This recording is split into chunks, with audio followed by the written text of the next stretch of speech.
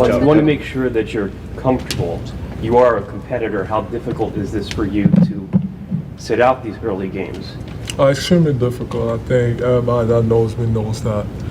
I would love to be out there every single game. Stop the cap.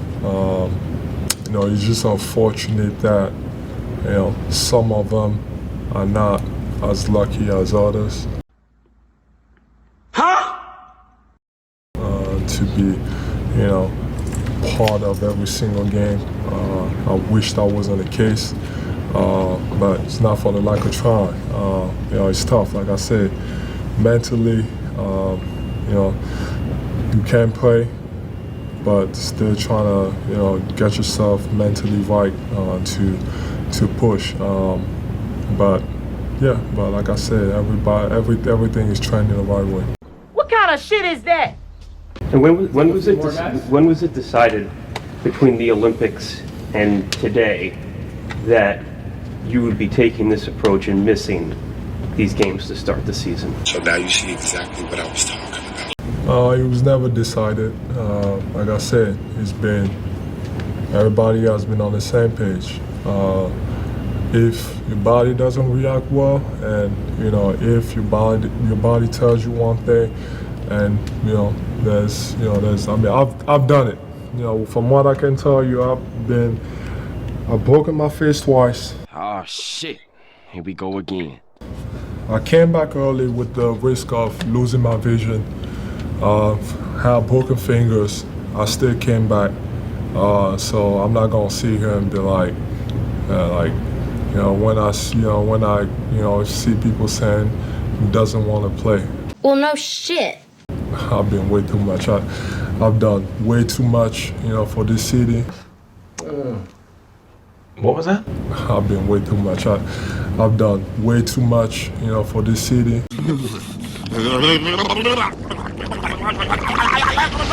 What did you say, nigga? I've been way too much. I've done way too much, for this city, and putting myself at risk, for people to be saying that. So I do think it's bullshit. Like that dude, he's not here. Marcus, whatever his name is. I've done way too much for this fucking city to be treated like this. Oh no, you didn't. Wait a minute. No, you didn't. So you've done way too fucking much. But like I said, I wish I was as lucky as other ones, but that doesn't mean that I'm not trying and I'm not doing whatever it takes to be out there, which I'm gonna be here pretty soon. So just so we on the same page here, Joel, are you telling us that nobody should question if you really even want to play, even though you went and played in the Olympics and now you're not playing, and the story came out that said you're never playing back-to-backs again? Let me think. I wonder what NBA legends think of this. So first off, it comes out in Philly that big fella, Joel Embiid, is not going to play back-to-backs ever again. Like it's over. Like, I guess for the duration that he's ever in the league, which is fucking amazing that he can get this off. I mean, this is it, dog. Back-to-backs are part of the fucking of the So that's going to be about like 15 this year. Games, so automatically you're not playing in 15 games. So he's missed. You got a 67-game schedule. Right. He's going to play one of those games, but he's not going to play both of those games. Yeah. Man, listen. Okay. What do you think is a good number of games he plays? 82 games, man. This is what the fucking job calls for. You're not practicing. You're not even playing a whole fucking, you don't play in the summer? Right. I can see if you playing in the summer, you on the playground, you went to the Olympics, then it's training camp, y'all do 30 days of fucking tour days. Okay, that's when you get rest. Man, I don't want to hear this shit, man. I don't want to hear none of this shit. Motherfucker can sit out a back-to-backs. Bro, hey listen, we done with that comparison of the era shit. We're gonna respect this era and what it does, and that's it. 3 years, $193 million to play basketball. We're not steel workers. We're not nurses. Like people who got like real jobs who have to work 40, 50 hours a week. We're playing basketball at the most 4 days a week. Most of the time, 3 days a week. He has the best backup in the league in Drummond. If they had said, and Ken and Shaq know this, yeah, just say, I'm going to play 25 minutes on the second night or back-to-back. Then Drummond plays. But to come out and say it in advance was a stupidity by the Sixers, period. Let me ask you a question first. How did he get hurt last year? Remember? He was playing great and somebody ran into his knee, right? That's a freak injury. You can't foresee that. Exactly. So my point is, you can't be afraid of the injuries. Yes, he's injury prone, he's a big guy, whatever, but when you're trying to win a championship, the plan needs to be, we need to be dominant at home. The plan needs to be, we need to get 1 through 4 in home court advantage. The plan is, I need to show everybody I'm the best big man. The plan is, I got to keep everybody involved, so if I do go out, guys like Tyrese Maxey have the confidence to hold it down until I get back. You can't say, oh, you know what, I'm gonna sit and chill so I don't get hurt. What if somebody falls into his knee again? Like, some accidents you can prevent, but you can never prevent freak accidents. Okay, cool. So you don't care about none of that, and you know everything that you've done for the city. You know you shouldn't even be questioning whatnot. That's cool and all. As long as you keep it on wax, I ain't got no problem. You can go ahead and run your mouth. Just make sure you out on the court when you finally get better. Just don't get into any other side antics. Yeah, Michael, so from what I'm told, essentially right after the game tonight in Philadelphia, the Grizzlies beat the 76ers, as we just saw right there. And Joel Embiid, and a columnist who recently wrote a column on Joel Embiid and referenced his late brother and his son, they got into a verbal back and forth. They had an emotional moment in that locker room, and it turned into a physical altercation. I'm losing my motherfucking mind, man. From what I'm told, Joel Embiid shoved that columnist, and now sources tell me, and a league spokesperson tells me, that the NBA has commenced an investigation into the situation. They're aware of the reports, and they are starting an investigation into Joel Embiid shoving a columnist and getting into a physical altercation with a columnist in the locker room. I'm told that there was a lot of yelling, and then security, other members of the team got involved in that situation to break it up. But Joel Embiid got into a physical altercation, shoving a columnist in the postgame locker room tonight. So somehow, with you not playing back-to-backs and not really playing at all, and Paul George not playing at all, you are now in risk of being suspended. Great job, JoJo. You can't make this shit up. Morant trying to feed it. Ball to the floor. Job from the seat of his pants. Lob through. How, Sway? Take a few steps back to go. You ain't got the answers, man. You ain't got the answers. You ain't got the answers. You ain't got the answers, Sway. Coach told you it's a bar right inside my city. Look at this hustle. He's waiting. He's waiting for the right pass. Santi Aldama gives him the opportunity. How about from the seat of his pants? Throws a perfect lob to Santi. They ball fake you. Go back door. We're talking about backdoor cuts. We didn't throw that the. Tonight, there's a mystery brewing in South Florida. I can't believe that. Who is that guy? It's supposed to be a statue of the man asking that question, Miami Heat legend Dwayne Wade. But the internet is not quite so sure. That is not D Wade. That's Shannon Sharp, the Rock. Like, who is that? Outside the Heat home arena Sunday, the team unveiled this new tribute to the man known as D Wade. While there's plenty of debate about whose face that is, when you look at the whole statue, it's hard to see anybody else. A figure in a Heat jersey on top of the scorer's table? Some will tell you that's gotta be Dwayne Wade. Not the cap. With 8, Wade picking this iconic moment from his game-winning steal and shot against the Chicago Bulls in 2009. Wade puts it up for the win. Yeah, baby. You believe that? Wade, part of NBC's Olympic basketball broadcast team this past summer, sat down with today's Craig Melvin before seeing the statue. How do you measure a moment like that? It doesn't get measured. Hall of Fame. Okay, it's a couple hundreds made Hall of Fame. When you get here, when you get the statue talk, that number gets really, really low. And I don't even know if I have the right emotions for it. This is crazy. The 3-time NBA champion looked up in awe. It was at this moment that he knew he fucked up. At the ceremony, but some fans may have been even more surprised, claiming the statue looks nothing like the basketball icon. Who is that guy? All right. One user on X writing, "We're all wondering the same thing, man, LOL." Another even comparing the statue to zombies from the hit film I Am Legend.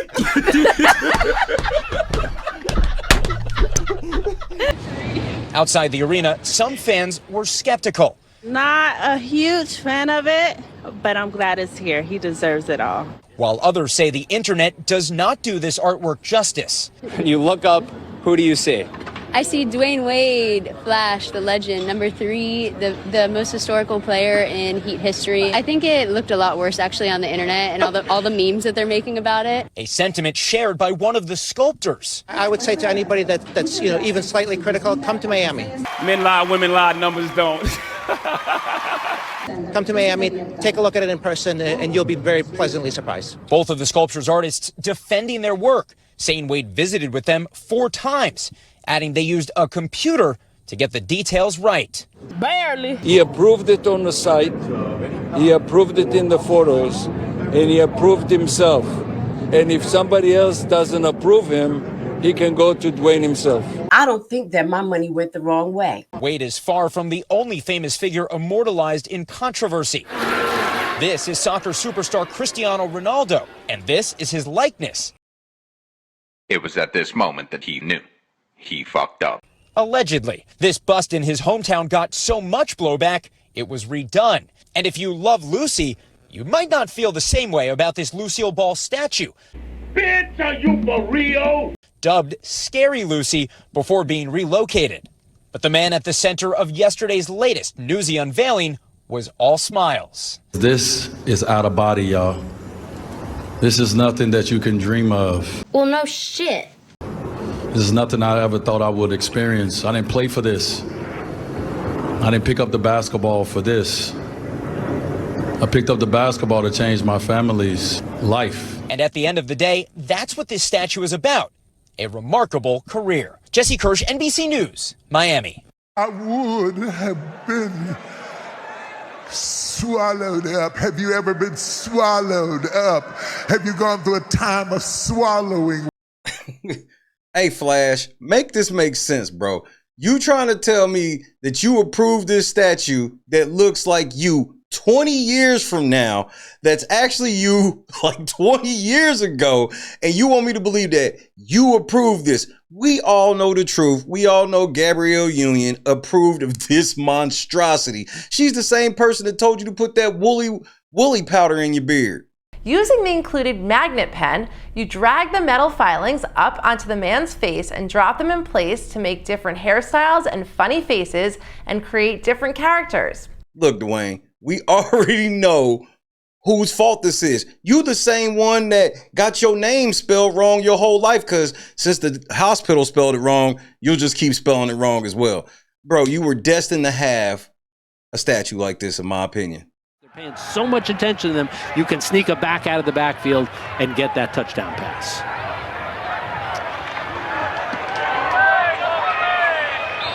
The point after is good. There was no throwing off Nick Conforti with the Dwayne Wade statue on the Jumbotron. Did you see that in the background? Yeah, and that's such a scary looking picture. It's been fun to see Chris Paul looking for his shot. Yeah, I like it. Wemby, thought about the 3. Now he does. Step back. You bet! Wow. He is the one. Here's Victor Wembanyama, a little ball fake between the legs, step back, and he's going to have... Wemby's nasty, isn't he? Yeah, I mean, look how pure this ball is. Look how effortlessly it just falls through the basket. It's as pure as it gets. Games of the Western Conference Finals last year in Minnesota. But their focus has got to be the here and now after going up 13. No! God, please, no! No! No! No! Taylor Hendricks is down, and there is conversation involving the Jazz and going to the Mavs training staff, and there is a lot of concern and activity.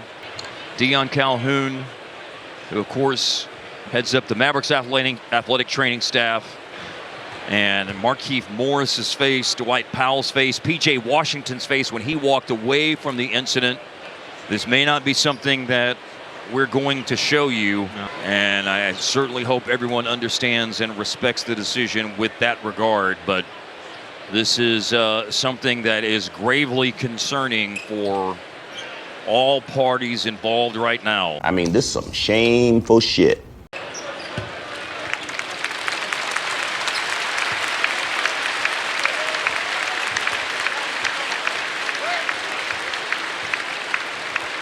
The training staffs and the emergency medical personnel, the training staffs on both teams and the emergency medical personnel on site here tonight at American Airlines Center. Utah Jazz forward Taylor Hendricks is expected to miss the remainder of the season after suffering a fractured right fibula and dislocated ankle in Monday's 110-102 loss to the Dallas Mavericks, sources told ESPN. The Jazz confirmed the nature of Hendricks' injuries after the game. The second-year player was to return to Utah with the team for further testing Tuesday, Coach Will Hardy said. May God bless Taylor Hendricks, and I hope he has a speedy recovery. The Jazz will be waiting for you when you get back, kid. Doncic can't find any space. 3 seconds. 2. Deep one. Doncic! Oh my gosh. Bingo! Luka Doncic! Oh, no, you didn't. Wait a minute. No, you did. Tonight, Alexander Walker digging in defensively. Doncic knows he has to hoist and hits. Wow.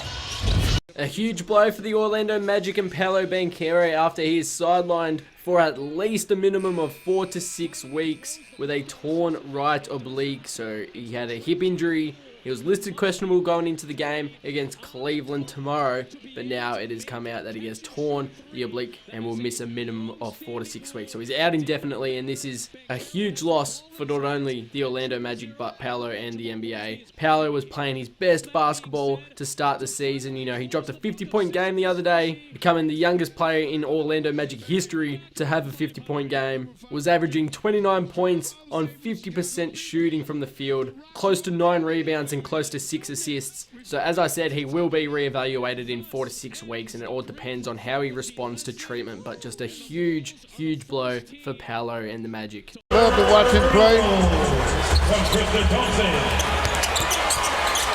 James, guarded by Tyson, steps back, and Bronny James has his first points in the NBA. I'm very sorry, and I apologize for the inconvenience of me not giving up. As his first 2 points in the NBA, he now needs only 40,578 to catch his father. He's got a little work to do. Look at this shit. That is not history. Google me and my son playing small fry at Robert Taylor Park. We the first ones did it, not them. That shit, wait.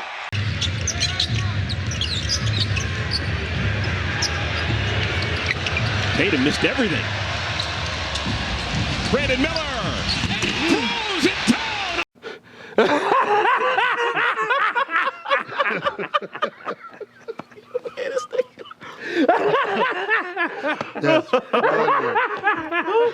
Top of Tatum. Welcome back, B-Mill. Nice fast break there. Bridges over to a Brandon Miller who was on a dead sprint with authority. Welcome back. 24. Oh my goodness, he got fouled. Yeah, he did.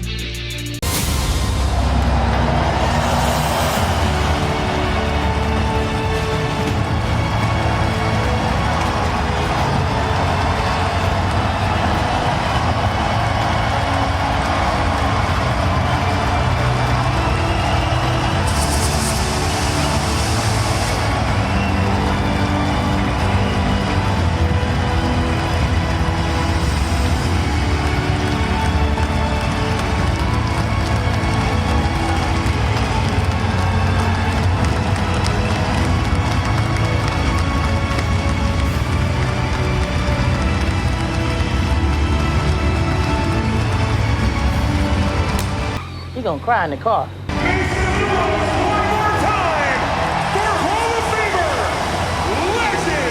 And the first Toronto Raptor to have his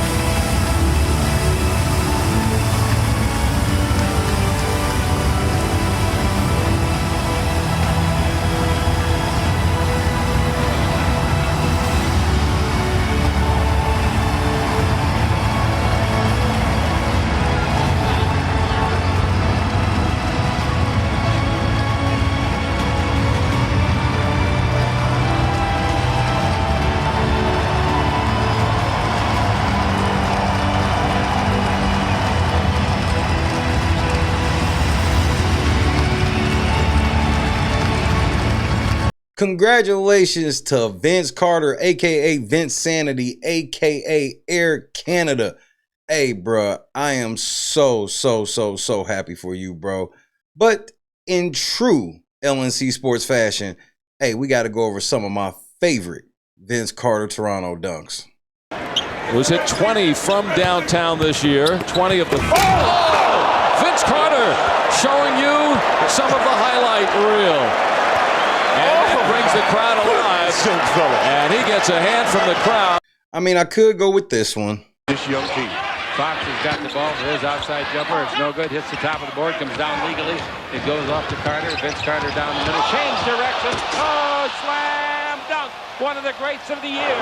Well, I knew he was going to posterize somebody, and John Summerstand is in the books. Oh, was that beautiful? This chick, he does an excellent job of getting past Summerstand, then just goes up, extends, and throws it down. And the fans really appreciated the move, as Summerstand also, I guess, appreciated it, as he got a very There's nice a better view. angle of that. There it is. That's the one.